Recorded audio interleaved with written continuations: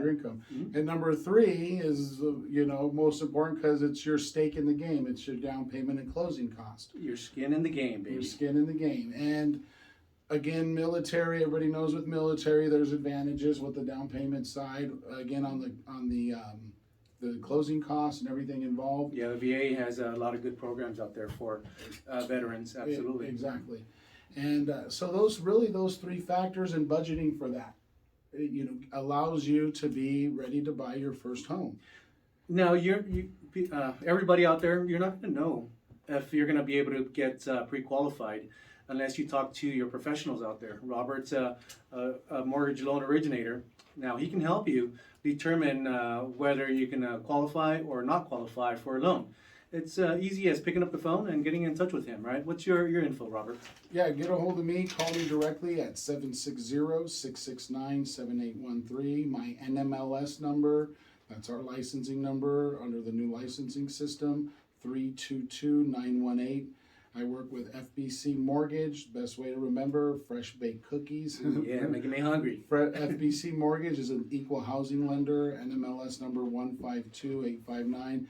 Shout out to # Team Hartwell. I'm on an amazing team. He is a regional manager, but his team and how he is very professional, how it's structured at FBC, and really being under Team Hartwell, it definitely has help my reputation because there is a system. There is a way to be a team. You have to be a team with whoever you're working with because it does take documentation, and they do check everything.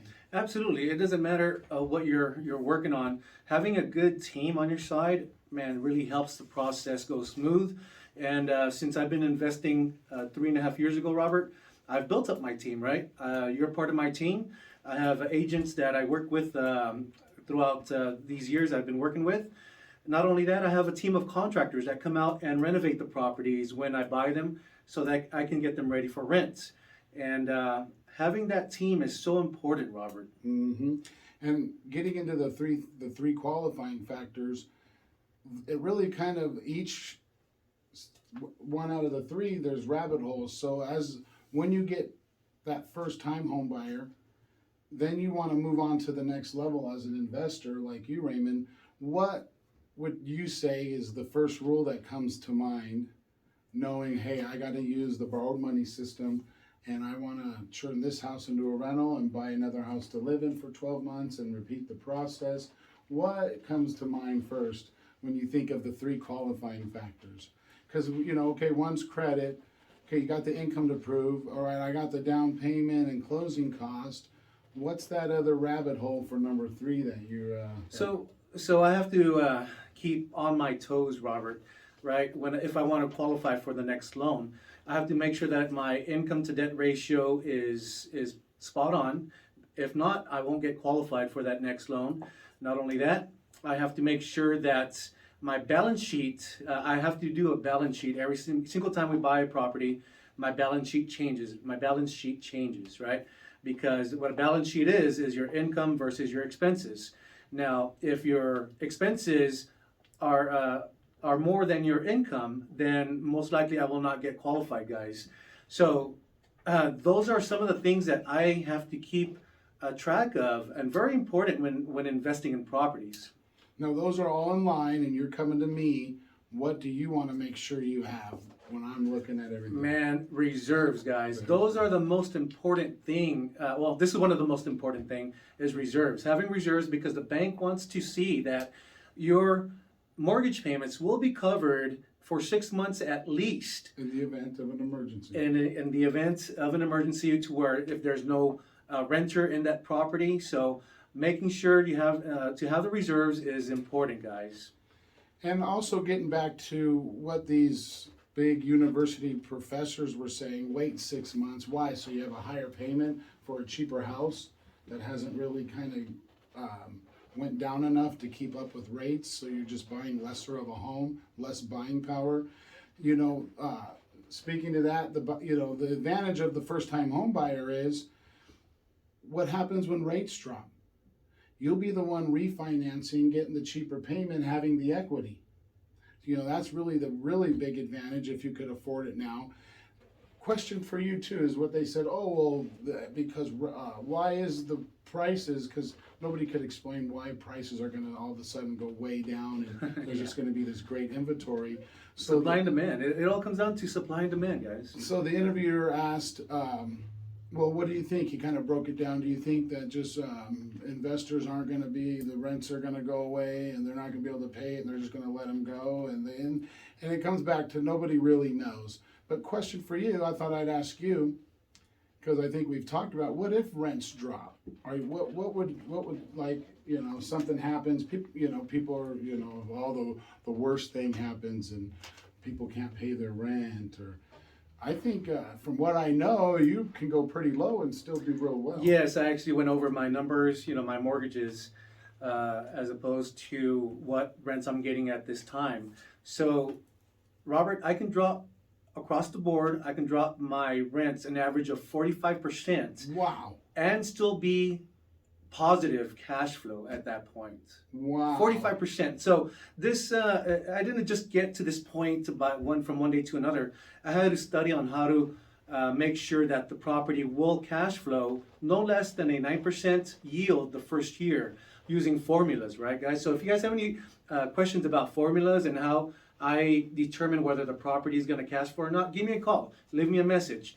On my YouTube channel, Investing in Rentals, I Found My Passion, or on Instagram or TikTok at AquinoRay99. Look at the videos, watch my videos and drop me a message if you want to learn my formulas, guys. But that's exactly what I do before I buy a property, is make sure that they're going to cash flow and that I can have that safety net in case I do have to drop the rents.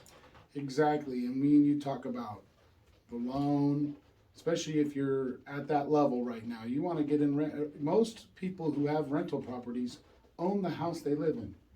If you're looking to take that next step and say, man, this is the perfect opportunity. Yeah, hunting for the house is the toughest part because the inventory is leveled out to where the buyers are. And technically we're in a healthy market when you look at buyers who can handle these rates to homes for sale. Well, if you can, we call it the hunt, making that next step, I think really what Raymond's going to show you in the end is that bottom line net income, real money, real our blood, sweat, and tears take Yes. home and net versus, okay, what are we using these loan amounts to achieve? What are we using? Oh, wait a minute, you have a house with tons of equity, you've had it for a long time, or you owe $100,000, it's worth 400 or 500, but you got the rate when it was 2 to 3%. Yeah, but we have all these vehicles, no money in savings, and all of a sudden we can pull the money out to have reserves, to have the money for the down payment, to be 100% debt free, and still be, reducing. That's when we see the 1,000 plus.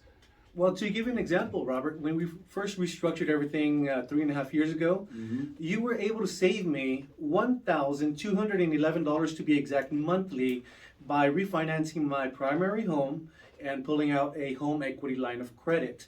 Now, this allowed me to buy that property on Walnut. Remember, there was 4 transactions that we did at that time. And that payment on that house was $1,276 to be exact. So that is so powerful, guys, because he saved me $1,211.